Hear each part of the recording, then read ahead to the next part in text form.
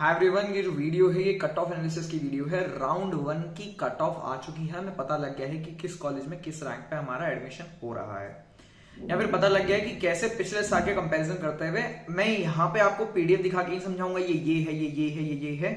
वो आप खुद भी पीडीएफ देख सकते हैं, आपको डिस्क्रिप्शन में उसका लिंक मिल जाएगा। अगर आप दिल्ली हैं तो ओपीएन ओएचएस देखना है, और अगर आप आउटसाइड दिल्ली हैं तो ओपीएन ओएस देखना है। ठीक है, ये छोटी सी चीज है। मैंने आपको बता दिया ओपीएन ओएचएस होता है कि ओपन है और दिल्ली जनरल है, वो देखना है आपको।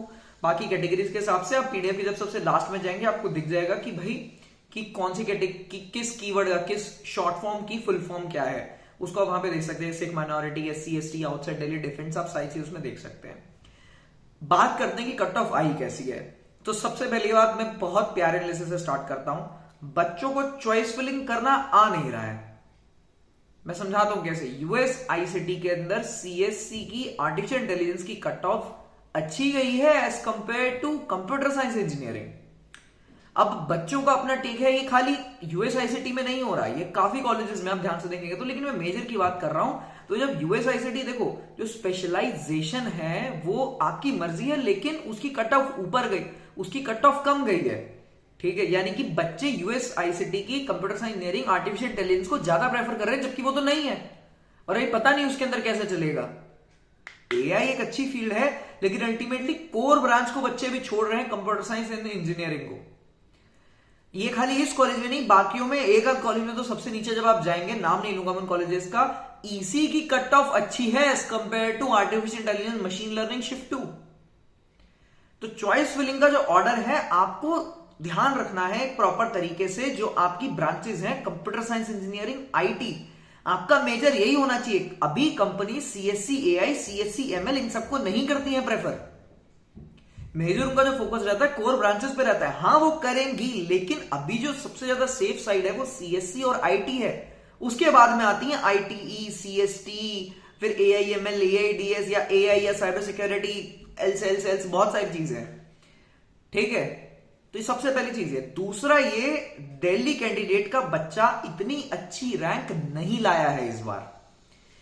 इतनी अच्छी रैंक ना लाने की वजह से जो दिल्ली कैंडिडेट की कट ऑफ है उसमें 30-35 हजार का फर्क दिख रहा है, और कहीं कहीं जगह तो 50 से 60 हजार का फर्क दिख रहा है पिछले साल की फर्स्ट राउंड की कट ऑफ के कंपैरिजन में। तो इस बात का ध्यान रखेंगे कि तो आगे जाके भी 40 से 45 हजार का तो कम से कम आपको फर्क दिखने ही वाला है सेकेंड राउंड और थर्ड राउंड में, और मोस्ट प्रोबेबली स्लाइडिंग राउंड नहीं होगा। आउटसाइड दिल्ली के अंदर भी कट ऑफ में गिरावट आई है, यानी कि एडमिशन आसान हो गया है पिछले साल के कंपैरिजन में, लेकिन फिर भी इतना ज्यादा आसान नहीं हुआ है। 20-25 हजार रैंक का फर्क आया है, लेकिन जो सबसे बढ़िया चीज जो हुई है वो सिर्फ और सिर्फ इनसाइड दिल्ली कैंडिडेट यानी कि दिल्ली कैंडिडेट के लिए हुई है। आउटसाइड दिल्ली कैंडिडेट के लिए भी अपॉर्चुनिटीज बढ़ी हैं, और इसके साथ साथ कंफ्यूजन भी बहुत ज्यादा बढ़ी है, क्योंकि बहुत सारी ब्रांचेस बढ़ गई हैं और बहुत सारे कॉलेजेस तो वही हैं, नंबर सेम है, लेकिन ब्रांचेस बढ़ गई और सीट्स बढ़ गई हैं। Maharaja Surajmal institute of technology 240 computer science की सीट हो गई है, पिछली बार 120 थी। ब्रांचेस बेशक नहीं बढ़ाई, लेकिन सीटें बढ़ा दी हैं। रीजन बताता हूं। अभी जस्ट 4th फ्लोर भी उन्होंने अपना ओपन कर दिया। अब पता नहीं आगे कि उनके क्या प्लान है। महाराजा सूरजमल में 4th नहीं 6th फ्लोर उन्होंने ओपन कर दिया। पहले 6th फ्लोर बंद था, बस ऐसी बिल्डिंग सी बनी हुई थी, बस था वो, लेकिन वो भी ओपन कर दिया। तो मैं आपको कहना चाहूंगा, अच्छे से अच्छे कॉलेज में कोर ब्रांच में जाओ। कोर का मतलब प्रॉपर स्पेशलाइजेशन नहीं, कंप्यूटर साइंस, इंजीनियरिंग, आईटी। जब ये सब नहीं मिलते हैं then you should go for core branches. Same for EC VLSI design के अंदर फ्यूचर है, लेकिन ये आईपीयू भी तो है, एमईटी के अंदर भी तो है एरोस्पेस इंजीनियरिंग, और आईआईटी खड़गपुर में भी है। बाकी और कोई तो कॉलेज तो नहीं कराता। एमईटी वगैरह हो गए, हमारे एलपी हो गए, ये तो कराते हैं एरोस्पेस इंजीनियरिंग। इनमें क्यों नहीं कर लेते? फ्यूचर है एरोस्पेस इंजीनियरिंग में, रॉकेट साइंस, ये सब में क्यों नहीं कर लेते? सेम वही चीज मैं बोल रहा हूं। इंद्रप्रस्थ यूनिवर्सिटी की अभी स्पेशलाइजेशन पे अभी इतना ज्यादा फोकस मत करो।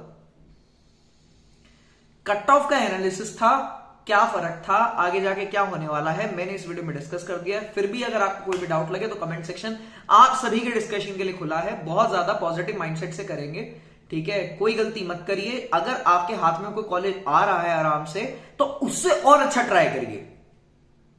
खुश हो रहे बच्चे, भैया बीपीआईटी की आईटी मिल गई। अरे भाई, बीपीआईटी की आईटी मिल गई तो उस पर टिकना नहीं है, फ्रीज फ्लोट में बहुत ज्यादा मुश्किल है, कंफ्यूजन है कि भैया फ्रीज करे फ्लोट करे। ऑब्वियस सी बात है, फ्लोट करो। मैंने पहले ही वीडियो बनाई थी और ब्रोशर में भी लिखा है, आप लोग खुद अच्छे से रिसर्च नहीं करते हो। खुद भी आप ब्रोशर अब तक आपने शायद ही आप लोगों ने एक बार भी पढ़ा होगा।